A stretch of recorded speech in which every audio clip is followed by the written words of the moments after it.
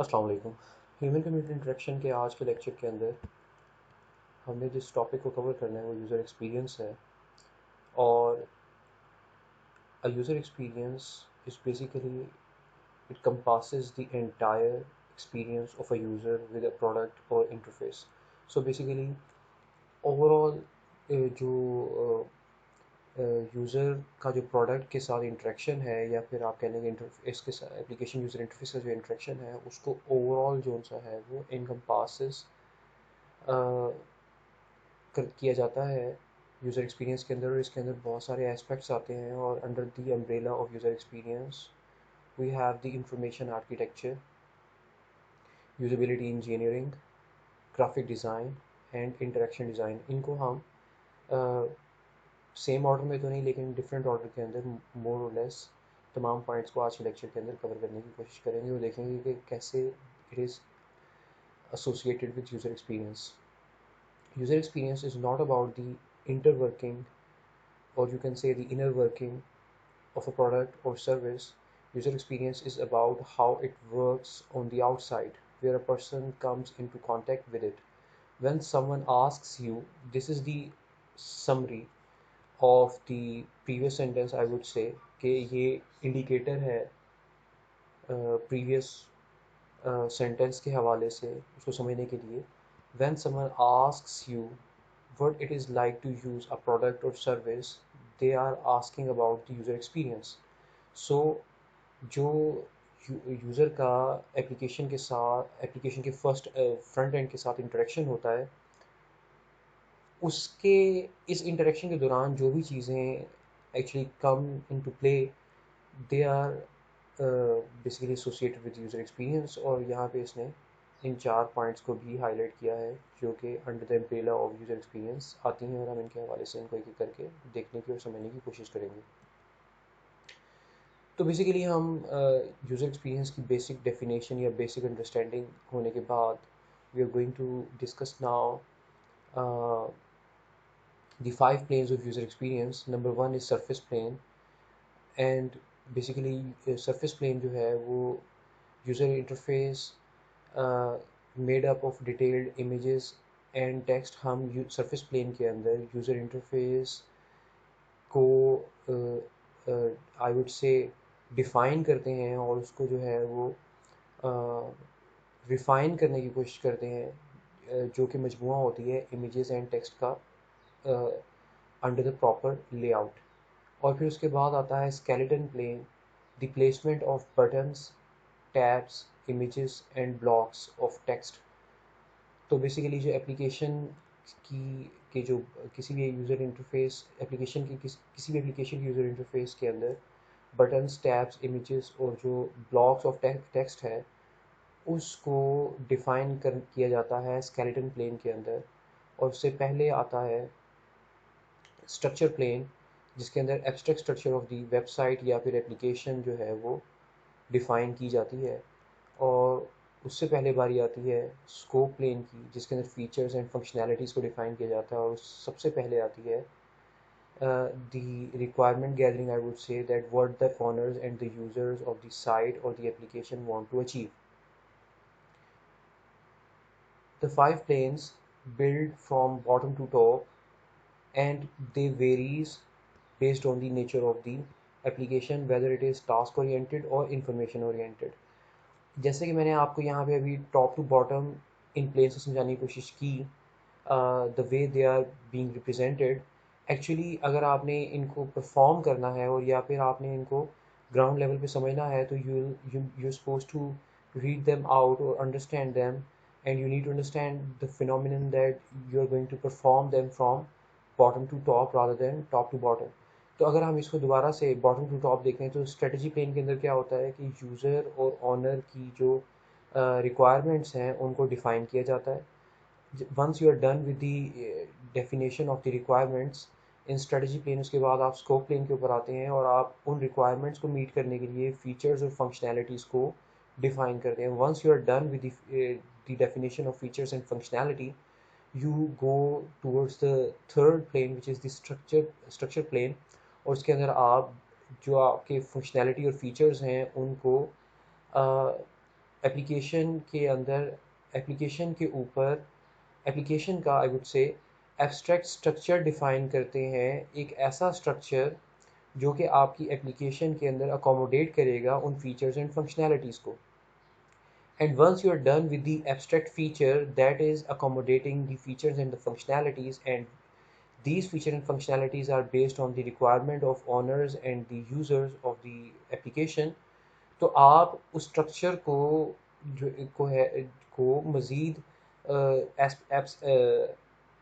Aspects के साथ, या फिर आई वुड से जो उनकी रिप्रेजेंटेशन है उसको मज़ीद कंक्रीट करने के लिए बटन, टैब, इमेजेस और ब्लॉक्स के थ्रू जो है पॉपुलेट करते हैं स्केलेटन प्लेन के अंदर. And once you are done with skeleton plane, तो आप इनकी रिफाइनमेंट करते हैं सरफेस प्लेन के अंदर. This is how the thing work from which is from bottom to top.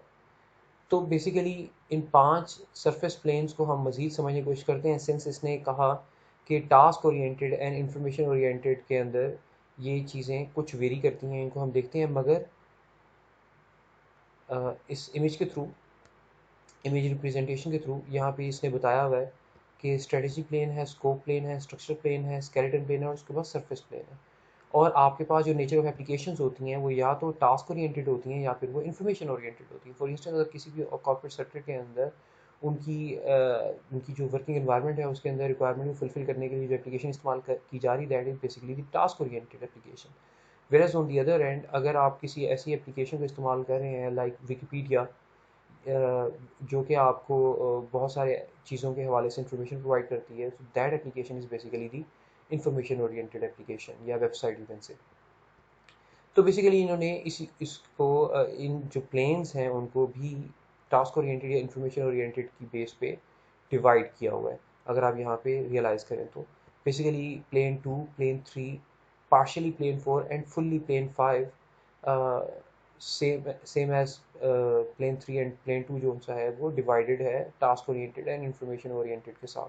और अगर आप ये देखें कि यहाँ पे इसने दो मज़ीद चीज़ों को इंडिकेट किया हुआ है जो कि लेवल ऑफ एब्स्ट्रैक्शन है और यहाँ पे टाइम है. अगर आप देखें तो दी मोस्ट बॉटम पे जो आपके पास प्लेन अवेलेबल है, यहाँ पे एब्स्ट्रैक्शन जो सी है वो हाई है. वेयर एज अगर आप टॉप प्लेन्स की तरफ मूव करना शुरू कर दें फ्रॉम बॉटम, तो आप इस चीज़ को देखेंगे कि जो कंक्रीटनेस है वो बढ़ रही है. अगर आप इसको एप्लीकेशन परस्पेक्टिव से देखें तो बॉटम जो प्लेन्स हैं वहाँ से अगर आप टूवर्ड्स टॉप प्लेन की तरफ जाएं तो जो लेवल ऑफ एब्स्ट्रैक्शन है वो रिड्यूस हो रही है. यहाँ पे दी मोस्ट एब्स्ट्रैक्शन मौजूद है और यहाँ पे अगर आप टॉप की तरफ जाएंगे तो कंक्रीटनेस बढ़ती चली जा रही है. इसी तरह से अगर आप टाइम परस्पेक्टिव से देखें तो आपको बॉटम जो प्लेन्स हैं उनके ऊपर टाइम जो सा है वो कम कंज्यूम हो रहा है, बट अगर आप टॉप प्लेन्स की तरफ ज़्यादा चले जाते हैं तो आपका टाइम रिलेटिवली ज़्यादा कंज्यूम होता है. बिकॉज जब आप किसी चीज़ को एब्स्ट्रैक्ट लेवल पे डिफाइन करेंगे तो that takes relatively less time, whereas अगर आप उसकी कंक्रीटनेस की तरफ जाएंगे तो that takes relatively more time. तो बेसिकली इस इमेज में हमने 3 चीज़ों को देखा. नंबर 1 कि जो एप्लीकेशंस हैं टास्क ओरिएंटेड, इंफॉर्मेशन ओरिएंटेड, उनके अंदर उनमें कुछ प्लेन्स के अंदर चीज़ें जो हैं वो डिवाइडेड हैं. मैं अभी यहाँ पे इनको कुछ थोड़ा सा हाईलाइट करूँगा मगर इनको हम डिटेल में देखेंगे अभी आगे आने वाली 2 स्लाइड्स के अंदर. और उसके अलावा जिस चीज़ को हाईलाइट किया गया वो था लेवल ऑफ एब्स्ट्रैक्शन को और टाइम को. और अगर हम यहाँ पे देखें कि जो डिफरेंशिएट कर रहे हैं प्लेन को टास्क ओरिएंटेड, इंफॉर्मेशन ओरिएंटेड के अंदर, कि आप टास्क ओरिएंटेड एप्लीकेशन के अंदर स्कोप प्लेन के अंदर फंक्शनल स्पेसिफिकेशंस के ऊपर ध्यान देंगे, जबकि इंफॉर्मेशन ओरिएंटेड एप्लीकेशन के अंदर आप कंटेंट रिक्वायरमेंट को के ऊपर ध्यान देंगे. स्ट्रक्चर प्लेन के अंदर आप टास्क ओरिएंटेड एप्लीकेशन के अंदर इंटरेक्शन डिज़ाइन के ऊपर ध्यान देंगे, वेयर एज आप इंफॉर्मेशन ओरिएंटेड एप्लीकेशन के अंदर इंफॉर्मेशन आर्किटेक्चर के ऊपर ज़्यादा फोकस कर रहे होंगे. स्केलेटन प्लेन के अंदर information design is common, same as जैसे कि स्ट्रेटजी प्लेन के अंदर साइट ऑब्जेक्टिव और यूज़र नीड्स दोनों चीज़ें जो थी वो सेम थी रिगार्डलेस कि एप्लीकेशन टास्क ओरिएंटेड है या इंफॉर्मेशन ओरिएंटेड है. बट स्केलेटन प्लेन का जो सेकंड हाफ है उसके अंदर आप टास्क ओरिएंटेड एप्लीकेशन के अंदर इंटरफेस डिज़ाइन के ऊपर ज़्यादा फोकस करते हैं, whereas information oriented application के अंदर आप स्केलेटन प्लेन के अंदर नेविगेशन डिज़ाइन के ऊपर ज़्यादा फोकस कर रहे होते हैं. और task oriented application and information oriented application के अंदर विजुअल डिज़ाइन जो सा है वो उसकी नेचर डिफरेंट होती है. अभी आने वाली स्लाइड के ऊपर हम आने वाली स्लाइड के अंदर हम इन दो नेचर ऑफ एप्लीकेशंस को मज़ीद जो है वो स्पेसिफिकली देखेंगे इन ये जो डिफरेंशिएटेड पार्ट है इसके एस्पेक्ट से ख़ास तौर पे। मगर उससे पहले एक चीज़ को हाईलाइट करना ज़रूरी है कि हम जो इन प्लेन्स के ऊपर काम कर रहे होते हैं we work on these plane. Work जो सा है ये एक अप्रोच है और हम इस अप्रोच को फॉलो करते हुए काम करेंगे उन 5 प्लेन्स के ऊपर जो हमने प्रीवियस स्लाइड के अंदर देखा जाए तो ये दो एस्पेक्ट्स कंट्राडिक्टरी हैं, मगर इसके अंदर एक माइनर पॉइंट है जो कि इन दोनों को कंट्राडिक्टरी होने से बचाता है। फॉर इंस्टेंस जैसे इसने यहाँ पे कहा do not wait for work on one plane to finish before starting on the next. For instance मैं वापस जाता हूँ फिर मैं आपको, और फिर दूसरी तरफ इसने जबकि ये कहा, उसने कहा कि एक प्लेन पे काम खत्म होने का इंतजार ना करें दूसरे प्लेन पे जाने के लिए, और दूसरी तरफ उसने कहा कि work on the particular plane can not be finished before work on the lower plane has finished. जबकि इसकी कंट्रडिक्शन में उसने यहाँ पे ये कहा कि एक प्लेन का काम जब तक खत्म नहीं होगा आप दूसरे पे नहीं जा सकते, और जबकि पहले वाली पॉइंट में ये कह रहा है कि जब तक आप पहले वाले प्लेन पे काम खत्म होने का इंतजार ना करें दूसरे प्लेन पे चले जाएं और उसका काम जो है वो कंटिन्यू करें। अब ये दोनों स्टेटमेंट्स कंट्राडिक्टरी हैं, मगर एक जो माइनर पॉइंट जो यहाँ पे इन चीज़ों को कंट्राडिक्टरी होने से बचाता है वो ये है, मैं प्रीवियस यहाँ से बताने की कोशिश करता हूँ आपको। फॉर इंस्टेंस अगर आप एक एप्लीकेशन के ऊपर काम कर रहे हैं जिसके अंदर 5 मॉड्यूल्स हैं और आप प्लेन 1 के ऊपर काम करना स्टार्ट करते हैं उन 5 मॉड्यूल्स को लेके इन पैरेलल, आप एक मॉड्यूल के ऊपर काम ख़त्म किए बगैर एक प्लेन के पर्सपेक्टिवली आप दूसरे प्लेन के ऊपर नहीं जा सकते। फॉर इंस्टेंस अगर जब तक आपने किसी एक मॉड्यूल की स्ट्रेटजी डिफ़ाइन नहीं की तो आप उसके स्कोप को डिफ़ाइन नहीं कर सकेंगे, राइट? आप जब तक मॉड्यूल 1 की स्ट्रेटजी को डिफ़ाइन नहीं करेंगे आप उसके स्कोप को डिफ़ाइन नहीं कर सकेंगे, और जब तक आप उसके स्कोप को डिफ़ाइन नहीं करेंगे आप उसके स्ट्रक्चर को डिफ़ाइन नहीं कर सकते, so and so fourth upward आप मूव करते हैं। लेकिन अगर आपने मॉड्यूल 1 की स्ट्रेटजी डिफ़ाइन कर ली है तो आपको ज़रूरत नहीं है कि आप इस चीज़ का इंतज़ार करें कि बाकी के तमाम मॉड्यूल्स की स्ट्रेटजी भी डिफ़ाइन हो जाए और फिर आप तमाम स्ट्रेटजीज़ को डिफ़ाइन करने के बाद जो है वो सेकंड प्लेन के ऊपर जाएं और तमाम मॉड्यूल्स के ऊपर काम करें। तो बेसिकली ये एक एस्पेक्ट है जिसकी बेस पे ये कंट्राडिक्शन से बच जाती हैं ये दोनों जो इन्होंने फिनोमिना यहाँ पे नेक्स्ट स्लाइड के अंदर डिफ़ाइन किए थे कि आप एक प्लेन पे काम को मुकम्मल तौर पे ख़त्म होने का इंतज़ार ना करें, you can move towards the next plane. ये कब ट्रू है कि जब मॉड्यूल 1 के ऊपर काम मुकम्मल हो चुका हुआ है तो आप बाकी मॉड्यूल्स के ख़त्म होने का इंतज़ार ना करें एक प्लेन के ऊपर, आप उस पर्टिकुलर मॉड्यूल के लिए सेकंड प्लेन पे मूव कर जाएं। एक बात, और उसने जो दूसरी बात कही थी कि दोनों जो प्लेन्स हैं आप एक प्लेन का काम ख़त्म हुए बगैर दूसरे प्लेन के ऊपर नहीं जा सकते, इसका मतलब था सिर्फ एक स्पेसिफिक मॉड्यूल के हवाले से। जब तक एक मॉड्यूल के ऊपर काम मुकम्मल नहीं हो जाएगा आप दूसरी प्लेन पे एक प्लेन के अंदर जब तक एक मॉड्यूल के ऊपर काम ख़त्म नहीं हो जाएगा आप दूसरे प्लेन के ऊपर जाके उस पर्टिकुलर स्पेसिफिक मॉड्यूल के ऊपर काम नहीं कर सकते। तो ये बेसिकली पॉइंट था कि जिसकी बेस के ऊपर ये दो सेंटेंसेस या दो बुलेट्स जो से हैं, या आप ये कह लेंगे जो स्ट्रेटजी है इन दो बुलेट्स के अंदर जो कि यूजुअली कंट्राडिक्टरी लगती है मगर एक स्पेसिफिक पॉइंट की बेस पे ये एक्चुअली कंट्राडिक्टरी नहीं है। इसके बाद हम जो 5 प्लेन्स थे और जो टास्क ओरिएंटेड प्लेन्स के अंदर जो डिटेल्स डिफरेंट है फ्रॉम दी इंफॉर्मेशन ओरिएंटेड, हम उनको डिस्कस करते हैं एक एक करके। तो बेसिकली साइट ऑब्जेक्टिव के अंदर आप business, creative and other internal desired goals for the site या एप्लीकेशन जो सी है उसको फाइनलाइज करते हैं। और इसके अलावा ये हो गया बेसिकली हम ये कह सकते हैं ऑनर पर्सपेक्टिव से, और दूसरी तरफ हम यूज़र नीड्स के ऊपर जाते हैं externally drive goals for the site identified through user research. तो बेसिकली आप दूसरी तरफ जो है वो यूज़र नीड्स को यहाँ पे डिफ़ाइन करते हैं, साइट ऑब्जेक्टिव को और यूज़र नीड्स को आप जो है वो फर्स्ट प्लेन के अंदर डिफ़ाइन करते हैं। और उसके बाद साइड बाई साइड शायद देख लें तो बेहतर रहेगा। और यही अगर हम देखें इंफॉर्मेशन ओरिएंटेड एप्लीकेशन के पर्सपेक्टिव से तो जो प्लेन 1 है वो सेम है यूज़र नीड और साइट ऑब्जेक्टिव के हवाले से। ये दोनों चीज़ें मोर और लेस सेम है।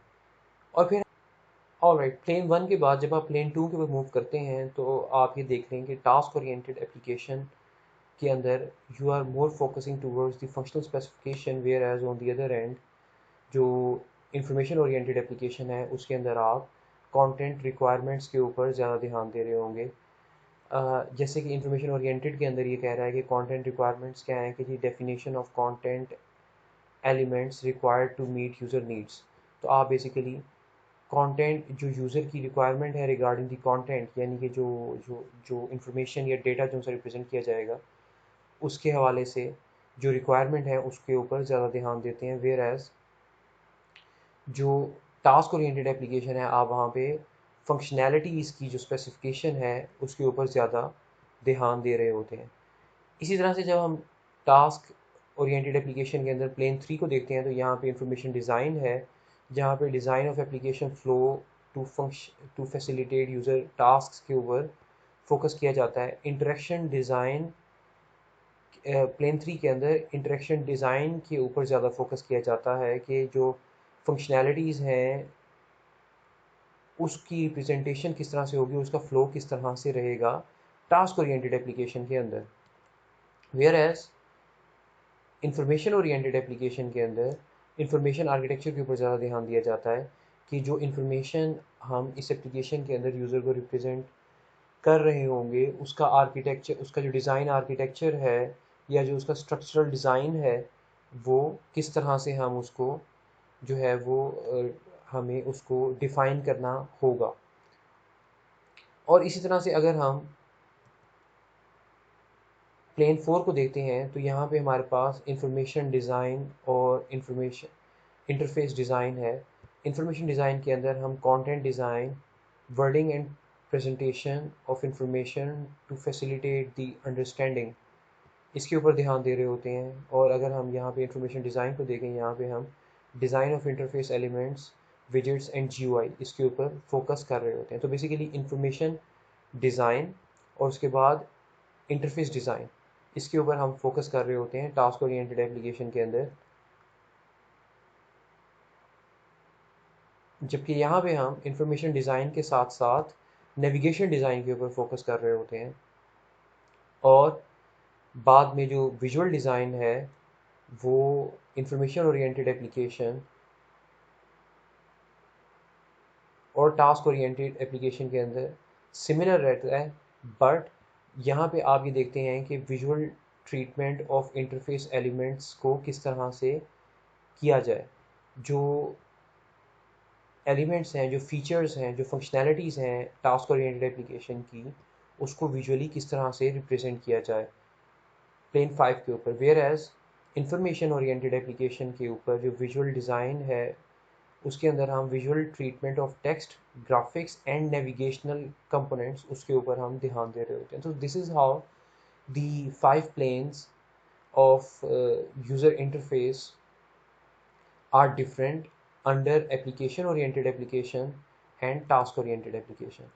और इसके बाद हमने यहाँ पे big architecture and little architecture को देखना है। Some people define the field of information architecture broadly under some people define the field of information architecture broadly, other more narrowly। तो बेसिकली हमारे पास दो तरह के आर्किटेक्चर हैं। एक बिग इंफॉर्मेशन आर्किटेक्चर है जो कि 5 के 5 प्लेन्स के ऊपर काम करते हुए एप्लीकेशन को डिज़ाइन करता है। वेयर एज दूसरी तरफ जो सा है वो लिटिल इंफॉर्मेशन आर्किटेक्चर है जो कि narrowly focus on content organization and the structure of information, और इसके अंदर वो सिर्फ और सिर्फ अबव 3 प्लेन्स जो से हैं उसके ऊपर ज़्यादा फोकस करता है। तो बेसिकली जैसे कि इसने शुरू में कहा था कि some people define the field of information architecture broadly, the other narrowly, कि जो बिग इंफॉर्मेशन आर्किटेक्चर है उसके अंदर 5 के 5 प्लेन्स के ऊपर फोकस किया जाता है। Whereas little information architecture के अंदर सिर्फ जो अबव 3 प्लेन्स हैं, plane third plane, fourth plane and fifth plane जो सा है उसके ऊपर ज़्यादा फोकस किया जाता है।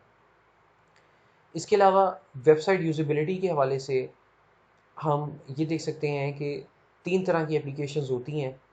एक जो वेबसाइट्स होती हैं तीन तरह की, एक इंफॉर्मेशन ओरिएंटेड होती हैं और दूसरी एप्लीकेशन ओरिएंटेड होती हैं और तीसरी एंटरटेनमेंट ओरिएंटेड होती हैं। और हम उन एप्लीकेशंस के अंदर जो है वो डोमेन ऑफ इंफॉर्मेशन आर्किटेक्चर के ऊपर फोकस कर रहे होते हैं। और ये इन एप्लीकेशन की जो सी डोमेन है वो इंटरेक्शन डिज़ाइनर जो है इंटरेक्टिव डिज़ाइन जो सा है, सॉरी, डोमेन, ये जो एप्लीकेशन ओरिएंटेड जो वेबसाइट होती हैं उसके अंदर जो फोकस हो रहा होता है वो इंटरेक्शन के ऊपर ज़्यादा हो रहा होता है। और एंटरटेनमेंट ओरिएंटेड जो एप्लीकेशंस होती हैं उसके अंदर यूज़र एक्सपीरियंस के ऊपर ज़्यादा फोकस किया जा रहा होता है। अब ये डिपेंड करता है किसी भी एप्लीकेशन या वेबसाइट की आर्किटेक्चर के ऊपर कि वो क्या खालिस्तान इंफॉर्मेशन ओरिएंटेड है, एप्लीकेशन ओरिएंटेड है, या एंटरटेनमेंट ओरिएंटेड है, या फिर इनमें से किसी का मजमुआ है टू सर्टन एक्सटेंट।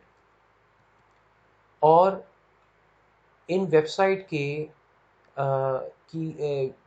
इन तीनों नेचर की वेबसाइट की यूजेबिलिटी को मेजर करने के लिए डिफरेंट एस्पेक्ट्स हैं जिनके ऊपर ध्यान देना ज़रूरी है। For instance, browser web statistics, connection speed, rapid growth of mobile, know your own users और वो किस तरह से उसके बिहेव करते हैं। Server logs are also helpful. और इसके अलावा बग रिपोर्ट्स, फीडबैक वगैरह। तो बेसिकली ये जो तमाम के तमाम एस्पेक्ट्स हैं वो यूज़ेबिलिटी वेबसाइट की यूज़ेबिलिटी मेजर करने के लिए इस्तेमाल होते हैं। और इसके अलावा ये जो इंडिकेटर्स इन्होंने यहाँ पे दिखाए थे, ये तमाम मोर और लेस इसके हवाले से बेस्ड ऑन नील्सन स्टडी यहाँ पे कुछ इन्फॉर्मेशन गिवन है जिसकी बेस के ऊपर आप इन इंडिकेटर्स को मेजर करते हुए यूज़ेबिलिटी को आप जो है वो कैलकुलेट कर सकते हैं किसी भी वेबसाइट की। दे आर सेल्फ एक्सप्लेनेटरी और आप इनको एक एक करके रीड आउट करके समझ सकते हैं। If you'll be having any question about these indicators, जो कि बुलेट पॉइंट में हमने सेकंड लास्ट स्लाइड के अंदर देखे और यहाँ पे इनको फर्दर डिफाइन किया जा रहा है और गाइडलाइन दी जा रही है कि कैसे इनको वेबसाइट की यूजेबिलिटी को मेजर करने के लिए आप कैलकुलेट कर सकते हैं। और नॉर्मल स्टैंडर्ड्स एज़ पर दी नील्सन स्टडी जो है वो यहाँ पे डिफ़ाइन किया हुआ है। मैं इनको क्विकली स्किप करता हूँ और मैं आपको लेके चलता हूँ इंफॉर्मेशन आर्किटेक्चर के ऊपर, जिसके बारे में मैंने लेक्चर के शुरू में कहा था कि हम इनके ऊपर भी फोकस कर रहे होंगे। तो बेसिकली जो इंफॉर्मेशन आर्किटेक्चर है that helps to structure a design of the information space to facilitate intuitive access to content। तो बेसिकली जो इंफॉर्मेशन है उसको हम मीनिंगफुली उसको उसके डिज़ाइन को स्ट्रक्चर करते हैं ताकि हम उसके जो उसकी बेस के ऊपर उस इंफॉर्मेशन की बेस के ऊपर हम उस इंफॉर्मेशन को यूज़फुली इस्तेमाल कर सकें, या फिर हम ये कह सकते हैं कि हम उस इंफॉर्मेशन से इंटुइशंस हासिल कर सकें। तो बेसिकली उसने ये यहाँ पे डिफ़ाइन करने की कोशिश की है। अब जो इंफॉर्मेशन की जो ऑर्गेनाइजेशन स्कीम है वो कई तरह की होती हैं। नंबर वन, होमोजीनियस, जिसको बारे में ये समझाने की कोशिश कर रहा है यहाँ एक एग्जांपल के थ्रू कि जैसे कि an old fashion library card catalogue is fieldly homogeneous. Homogeneous का मतलब ये होता है कि अगर आपके पास जो इन्फॉर्मेशन है उसकी नेचर वन डायमेंशनल है तो उसकी रिप्रेजेंटेशन भी और उस डाटा की नेचर भी जो सी है वो होमोजीनियस होगी। और आपकी जो एक फॉर इंस्टेंस आपकी जो एक लाइब्रेरी है उसके अंदर अगर सिर्फ और सिर्फ बुक्स मौजूद हैं तो ये डाटा जो सा है वो होमोजीनियस है, वन डायमेंशनल डाटा है और इसकी जो रिप्रेजेंटेशन होगी वो भी वन डी ही होगी। It organizes and provides access to books and I would say books only. It does not provide access to chapter of books or collection of books. All the objects are at the same level of granularity. Each records based on the index card contains the same field, author, title and subject.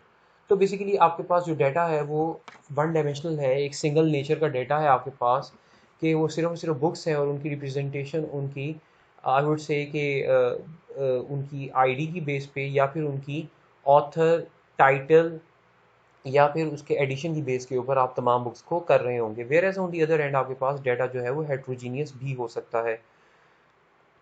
और heterogeneous data के हवाले से जो example यहाँ पे code की गई हुई है मैं आपको वो एक्सप्लेन करना चाहूँगा। फॉर इंस्टेंस आप एक ऐसी वेबसाइट की बात करते हैं जैसे कि if I am not wrong DBLP एक वेबसाइट है जो कि मैंने I guess it is DBLP, जो कि मैंने अपने स्टूडेंट्स को इस सेमेस्टर के शुरू में रेफ़र भी की थी, जिसके ऊपर तमाम की तमाम कॉन्फ्रेंसेस और जर्नल्स के पेपर्स मौजूद हैं। और इसके अलावा जो की नोट स्पीचेस हैं कॉन्फ्रेंसेस के अंदर, उनकी भी डिटेल्स मौजूद हैं। और कुछ पब्लिश्ड बुक्स जो सी हैं उनकी भी डिटेल उस वेबसाइट के ऊपर मौजूद है रिलेटेड टू कंप्यूटर साइंस।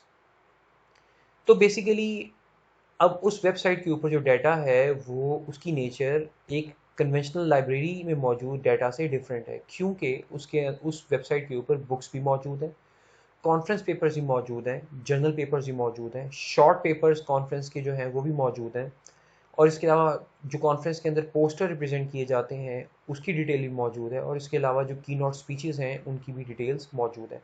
अब इन तमाम जो डाटा है इसकी जो इससे रिलेटेड जो इन्फॉर्मेशन है वो डिफरेंट होती है।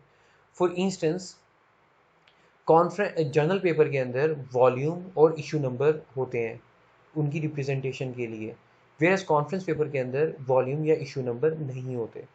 और इसी तरह से जो बुक्स हैं उनके एडिशंस होते हैं, वेयर एज जर्नल पेपर और जो कॉन्फ्रेंस पेपर है उनके एडिशंस नहीं होते। तो इस तरह से ये डाटा की इंफॉर्मेशन जो सी है, ये जो इंफॉर्मेशन है इसकी नेचर डिफरेंट है। तो ये बेसिकली हेट्रोजीनियस डाटा है, एंड वेबसाइट में provide access to objects of different types in different formats. तो बेसिकली आपको फिर करना क्या पड़ता है कि since the information is heterogeneous, the nature of information is heterogeneous, तो आपको उसकी रिप्रेजेंटेशन भी हेट्रोजीनियसली ही करनी पड़ती है based on its particular nature of information।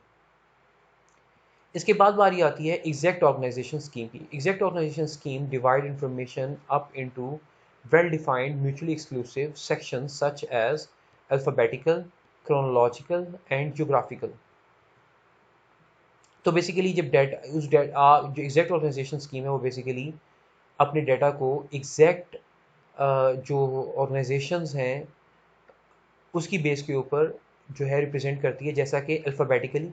For instance आपके पास जो टेलीफोन डायरेक्टरी है उसकी इंफॉर्मेशन जो है वो अल्फ़ाबेटिकली सॉर्टेड है और अल्फ़ाबेटिकली अरेंज्ड है। इसके अलावा chronologically, for instance based on its date. अगर आप जैसे मैं अभी आपको थोड़ी देर पहले प्रीवियस स्लाइड के अंदर एक वेबसाइट के हवाले से रेफ़र किया, तो अगर आप उस वेबसाइट के ऊपर कोई कीवर्ड सर्च करते हैं तो उससे रिलेटेड चैप्टर्स, बुक, जर्नल्स जो से हैं वो तमाम के तमाम आ जाएंगे, या जो पब्लिश्ड पेपर्स हैं वो आ जाएंगे, और वो क्रोनोलॉजिकली सॉर्टेड होंगे कि जो से पेपर्स मोस्ट रिसेंटली पब्लिश हुए हैं वो ऊपर होंगे, और जो से पास्ट में पेपर पब्लिश हुए हैं वो अकॉर्डिंगली आपको उसके नीचे मिलेंगे। और इसके अलावा एग्जैक्ट ऑर्गेनाइजेशन स्कीम के अंदर जो थर्ड नेचर है वो है जोग्राफिकली। फॉर इंस्टेंस अगर उसी वेबसाइट के ऊपर डाटा की रिप्रेजेंटेशन इस तरह से हो कि आप एशियन रीजन के अंदर जो कॉन्फ्रेंसेस हुई हैं उनकी आर्टिकल्स जो से हैं वो देख सकें, या फिर यूरोपियन रीजन के अंदर जो से हैं वो आर्टिकल्स देख सकें, तो ये बेसिकली जोग्राफिकल ऑर्गेनाइजेशन स्कीम है, जो कि एग्जिस्ट करती है under the paradigm of exact organization scheme. So basically तीन तरह के आपके पास टाइप्स मौजूद हैं एग्जैक्ट ऑर्गेनाइजेशन स्कीम के अंदर, कि आप एग्जैक्टली ऑर्गेनाइज कर सकते हैं इंफॉर्मेशन को तीन तरीक़ों से, जो कि अल्फ़ाबेटिकली है, क्रोनोलॉजिकली है और जियोग्राफिकली है। इसके बाद बारी आती है एम्बिगुअस ऑर्गेनाइजेशन स्कीम की। ऐसा डाटा जिसकी नेचर एम्बिगुअस है और उसको ऑर्गेनाइज करना बहुत मुश्किल है। Sometimes categories are overlapping or items fall into multiple categories. Common ambiguous organization schemes include topical, task based and audience based. इनके ऊपर, इन तीनों टाइप्स के ऊपर हम बाद में आते हैं और इनको एक एक करके बड़ी डिटेल में हम कवर करेंगे, बट इससे पहले मैं आपको ये बता दूं कि ये किस तरह का डेटा होता है, आपको उसकी विजुअलाइजेशन जो है करने में मदद कर दूं। फॉर इंस्टेंस अगर आप किसी सुपर स्टोर के अंदर जाते हैं तो आपको नज़र आता है कि जो प्रोडक्ट्स हैं वो डिफरेंट सेक्शंस के अंदर मौजूद हैं। For instance with in even की ग्रॉसरी जो सी है वो डिफरेंट सेक्शंस मौजूद होते हैं, जहाँ पे जो प्रोडक्ट्स हैं उनको प्लेस किया गया होता है, और आपको कॉन्शियसली, अनकॉन्शियसली या सबकॉन्शियसली आइडिया होता है कि ये जो नेचर है प्रोडक्ट की वो इस पर्टिकुलर सेक्शन के साथ मैच करती है और वो आपको वहाँ पे मिलेगी। लेकिन कई प्रोडक्ट्स की नेचर ऐसी होती हैं जो कि डिफरेंट सेक्शंस के साथ ओवरलैप कर सकती हैं। तो बेसिकली ये जो प्रोडक्ट्स हैं जो ओवर द सेक्शन ओवरलैप कर रही होती हैं, ये बेसिकली हमें ये जो डेटा है, ये जो सारा का सारा डेटा है, और due to that particular products जो सा है वो एम्बिगुअस ऑर्गेनाइजेशन स्कीम के अंदर आ जाते हैं। आप उसके अंदर किसी भी किस्म की एग्जैक्ट ऑर्गेनाइजेशन अप्लाई नहीं कर पाते। तो इसके अंदर हमारे पास बेसिकली तीन तरीक़ेकार हैं डेटा को ऑर्गेनाइज करने के। एक टॉपिकल है, दूसरा टास्क बेस्ड है और तीसरा ऑडियंस बेस्ड है। और मैं ये कहना चाहूँगा कि शायद सुपर स्टोर्स के अंदर ऑडियंस बेस्ड अप्रोच को फॉलो किया गया होता है। मगर इससे पहले हम ज़रा टॉपिकल के हवाले से देख लेंगे। टॉपिकल ऑर्गेनाइजेशन स्कीम जो सी है is an immediate relevance based on an interest of importance owing to its relation to current event। For instance अगर आप गूगल के ऊपर किसी चीज़ को सर्च करते हैं और कीवर्ड सर्च करते हैं, और वो कीवर्ड जो सा है वो over the different categories very कर सकता है, तो बेसिकली जो करंट इवेंट हुआ होगा, जो आपके पास सर्च आ रही होंगी, उनमें से ऐसी सर्च जो कि बिल्कुल रेलिवेंट है करंट इवेंट को लेके, आपके पास जो सा है वो चीज़ें जो सी हैं वो सर्च के अंदर पहले आ जाएंगी। फॉर इंस्टेंस जैसे कि अगर आप गूगल करते हैं किसी चीज़ को, तो वो करंट इवेंट्स जो से हैं अ, उससे रिलेटेड जो सी उस कीवर्ड से रिलेटेड, उसकी जो कीवर्ड आप सर्च करते हैं उस कीवर्ड से रिलेटेड जो करंट इवेंट है वो पहले आपको नज़र आएंगे और बाद में दूसरा आ जाता है टास्क बेस्ड। टास्क बेस्ड के अंदर फॉर इंस्टेंस जब आप गूगल के ऊपर जाते हैं और उसके ऊपर क्लिक करते हैं, तो जो मोस्ट फ्रीक्वेंटली आपकी जो की गई हुई सर्चेज होती हैं वो वहाँ पे ऑलरेडी नज़र आ रही होती हैं। और इसी तरह से अगर आप कोई फर्स्ट वर्ड लिखते हैं, तो उससे रिलेटेड जो सी उसकी एक्सटेंशन में जो फर्दर कीवर्ड जो उनसे सर्च किए होते हैं सबसे ज़्यादा, वो वहाँ पे नज़र आ रहे होते हैं। और आखिरी आता है, तो बेसिकली टॉपिकल हो गया टॉपिकल हो गया current event based, task based हो गया जिसके ऊपर ज़्यादा फ्रीक्वेंटली किया गया है, और ऑडियंस बेस्ड होता है कि ऑडियंस उस पर्टिकुलर चीज़ को किस कैटेगरी के अंदर ज़्यादा आसानी से इमेजिन करना चाहेगी, या फिर जब वो उसको ढूंढना चाहेगी तो वो एक्सपेक्ट करेगी कि वो इस पर्टिकुलर जो कैटेगरी है उसके अंदर चीज़ फॉल कर रही होगी। तो बेसिकली जो एम्बिगुअस डेटा होता है, तो उसकी जो ऑर्गेनाइजेशन होती है वो टॉपिकल, टास्क बेस्ड और ऑडियंस बेस्ड मैकेनिज्म के थ्रू की जा सकती है।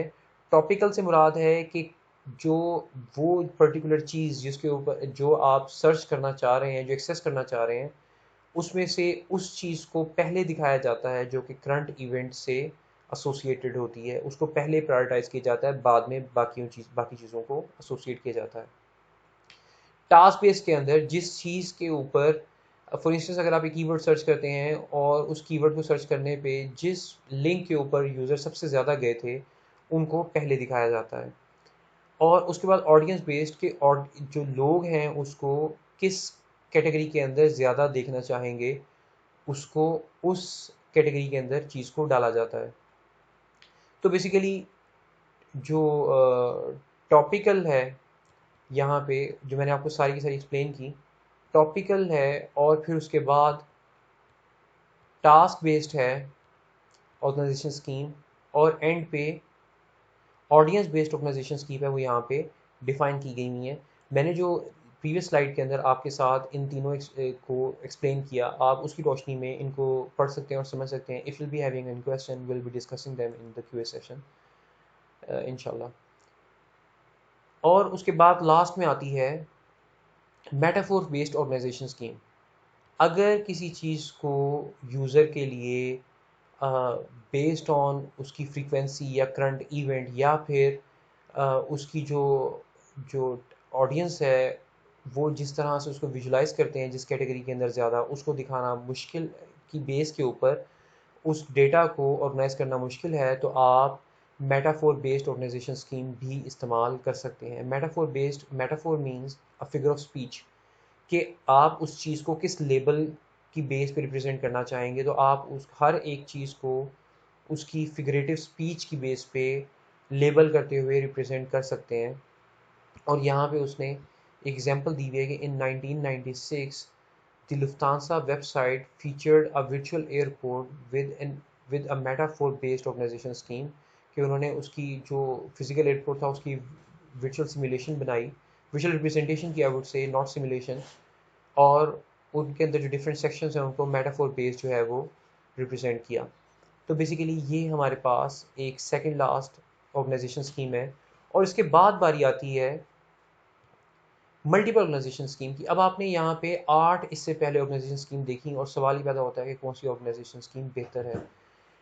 ये जो हम मल्टीपल ऑर्गेनाइजेशन स्कीम और इसके फिनोमिना को हम डिस्कस करेंगे, ये बेसिकली हमें हेल्प करेगा ये समझने में और हमारे जहन को बेहतर तरीके से एक अंडरस्टैंडिंग देगा ऑर्गेनाइजेशन स्कीम के हवाले से, कि सवाल ये आता है कि कौन सी ऑर्गेनाइजेशन स्कीम बेहतर है जो कि हम अपने स्पेसिफिक सिनेरियो के अंदर इस्तेमाल करें। नंबर वन, मैं आपको ये कहना चाहूँगा, ये डिपेंड करता है डेटा की नेचर के ऊपर, कि आप उसके ऊपर किस तरह की ऑर्गेनाइजेशन स्कीम अप्लाई करेंगे। आया जो है वो होमोजीनियस या हेट्रोजीनियस आपका डेटा है जिसकी बेस के ऊपर आप उसके ऊपर होमोजीनियस ऑर्गेनाइजेशन स्कीम या फिर हेट्रोजीनियस ऑर्गेनाइजेशन स्कीम अप्लाई करेंगे, या फिर आपका डेटा एम्बिगुअस है, और एम्बिगुअस के लिहाज से वो किस तरह का डेटा है कि जिसके ऊपर जिसकी बेस के ऊपर अगर आप डेटा ऑर्गेनाइजेशन करेंगे तो आपका जो इंटरेक्शन है, अगेन मैंने जो बात इस्तेमाल की, यूज़र एक्सपीरियंस या यूज़र इंटरेक्शन जो सा है वो बेहतर हो सकेगा। तो बेसिकली यहाँ से आपको ये भी आइडिया हुआ कि ऑर्गेनाइजेशन स्कीम जो डाटा की ऑर्गेनाइजेशन स्कीम है उसका यूज़र एक्सपीरियंस के साथ किस तरह से ताल्लुक है। तो बेसिकली या फिर आप उसके अंदर एग्जैक्ट ऑर्गेनाइजेशन स्कीम अप्लाई करेंगे। एक बात कि ये डाटा की नेचर के ऊपर डिपेंड करता है कि कौन सी, अगर आपने एक ऑर्गेनाइजेशन स्कीम अप्लाई करनी है तो वो आपके सिनेरियो के अंदर बेस्ट सूट करेगी, जिसकी बेस के ऊपर आपका यूज़र एक्सपीरियंस या यूज़र इंटरेक्शन जो सा है वो बेहतर हो जाएगा। अब अगर आपको ये लगता है कि कोई एक ऑर्गेनाइजेशन स्कीम अप्लाई करने से आपकी डाटा की रिप्रेजेंटेशन बहुत अच्छे तरीके से नहीं हो पा रही, तो आप मल्टीपल ऑर्गेनाइजेशनल स्कीम्स को इस्तेमाल करते हुए अपनी डाटा की बेस्ट रिप्रेजेंटेशन कर सकते हैं। मल्टीपल ऑर्गेनाइजेशन स्कीम इट्सेल्फ कुछ नहीं है सिवाय इसके कि एक फिनोमिनन जो आपको ये हाईलाइट करता है कि आप एक से ज़्यादा ऑर्गेनाइजेशन स्कीम को कम्बिनेशन में इस्तेमाल करते हुए अपने डाटा को बेहतर तरीके से रिप्रेजेंट कर सकते हैं। फॉर इंस्टेंस, जैसे कि आपने देखा कि ऑडियंस बेस्ड ऑर्गेनाइजेशन स्कीम जो हमने देखी थी, अगर उसके ऊपर आप कोई एक एग्जैक्ट ऑर्गेनाइजेशन स्कीम भी अप्लाई कर दें, तो अगर आपको लगता है कि आपकी जो डाटा है उसकी रिप्रेजेंटेशन बेहतर तरीके से हो सकती है, तो ये जो दो ऑर्गेनाइजेशन स्कीम आप मिलाएंगे ये मल्टीपल ऑर्गेनाइजेशन स्कीम कहलाएगी। और मल्टीपल ऑर्गेनाइजेशन स्कीम एग्जैक्टली कुछ भी एग्जिस्ट नहीं करती, ये डिपेंड करता है आपकी डाटा की ऑर्गेनाइजेशन के ऊपर, सॉरी आपकी डाटा की नेचर के ऊपर, जिसकी ऑर्गेनाइजेशन के लिए आपको कुछ खास मल्टीपल ऑर्गेनाइजेशन स्कीम को कम्बिनेशन में इस्तेमाल करना पड़ेगा और आपकी डाटा की बेस्ट रिप्रेजेंटेशन हो पाएगी। इसके बाद हम बात करते हैं फिट्स लॉ के ऊपर, जो कि यूज़र एक्सपीरियंस को भी इन्हेंस करने में मदद करता है। और इसका मकसद बेसिकली ये है, फॉर इंस्टेंस, कि अगर आपके पास ये एक ऑप्शन है जिसके ऊपर आपने क्लिक करना है और आपके माउस की या यूज़र की, जो यूज़र जहाँ पॉइंट कर रहा है उसकी करंट लोकेशन ये है, तो कितना टाइम लगेगा उसको अपने सोर्स से डेस्टिनेशन तक पहुंचने में और क्लिक करने में। तो इसकी बेस इसको इसको कैलकुलेट करने के लिए फिट्स लॉ हमारे पास मौजूद है, जिसकी कुछ डिटेल यहाँ पे दी हुई है। मैं यहाँ पे आपको इसके हवाले से, इसके फार्मूले के हवाले से बताऊंगा। बेसिकली ये फार्मूला है फिट्स लॉ का, जिसके अंदर चार चीज़ें मौजूद हैं। ए और बी मिला के टोटल 5 हो जाती है, मगर ए और बी जो है वो कांस्टेंट्स हैं, और वो since they are constant belongs being a constant they belong to same category, तो हम कहेंगे यहाँ पे चार चीज़ें। तो बेसिकली इस फार्मूले से देखें अगर हम, तो हम बेसिकली टाइम कैलकुलेट कर रहे हैं कि इस सोर्स से इस डेस्टिनेशन तक पहुंचने में कितना टाइम लगेगा। तो बेसिकली हम टाइम कैलकुलेट कर रहे हैं to reach to the target, और इसके अंदर हम ये देख रहे हैं कि टारगेट की विड्थ क्या है और सोर्स से डेस्टिनेशन का डिस्टेंस क्या है। और इसके बाद हमारे पास ए और बी दो कांस्टेंट्स हैं, आर एम्पेरिकल डिटरमिन्ड कांस्टेंट्स हैं, जो कि फिट्स लॉ की जो रिसर्च है उसकी बेस पे उन्होंने उनको ऑलरेडी डिफाइन किया हुआ है, उनकी वैल्यूज़ को, ए और बी की वैल्यूज़ को। और आपको अगर ये पता हो कि सोर्स से डेस्टिनेशन का डिस्टेंस क्या है और जो टारगेट है उसकी विड्थ क्या है, तो आप, और ए और बी आपके पास कांस्टेंट वैल्यूज हमेशा मौजूद होंगी, तो आप वो इस फॉर्मूले के अंदर अप्लाई करते हुए टाइम कैलकुलेट कर सकते हैं कि सोर्स से डेस्टिनेशन पहुंचने में आपको कितना टाइम लगेगा। सिंस आपको अब फिट्स लॉ के बारे में पता लग चुका हुआ है और ये भी आइडिया हो गया है कि इसकी सिग्निफिकेंस बहुत ज़्यादा है, कि जब आप एक ऑप्शन से एक ऑप्शन को परफॉर्म करने के बाद या एक एक्शन को परफॉर्म करने के बाद दूसरे एक्शन तक जाके उसको परफॉर्म करना चाहते हैं। फॉर इंस्टेंस यूआई वन के ऊपर जो आपने टास्क परफॉर्म करना था उसकी लोकेशन यहाँ थी। इसको परफॉर्म करने के बाद यूआई चेंज हुई और आपके पास जो नेक्स्ट टास्क परफॉर्म करना है उसकी लोकेशन यहाँ पे है, और थर्ड की यहाँ पे है, फोर्थ की यहाँ पे है, फिफ्थ की यहाँ पे है।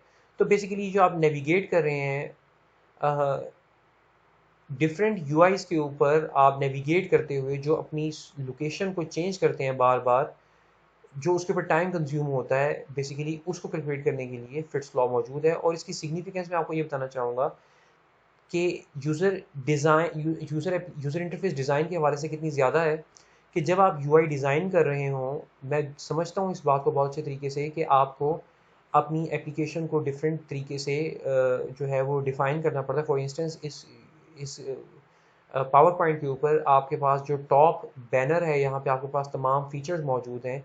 इस हिस्से के ऊपर आपके पास जो है वो जो स्लाइड्स हैं उनकी एक क्विक जो है वो लुक मौजूद होती है, और आपके पास इतने हिस्से के अंदर तमाम की करंट जो स्लाइड होती है वो रिप्रेजेंट हो रही होती है।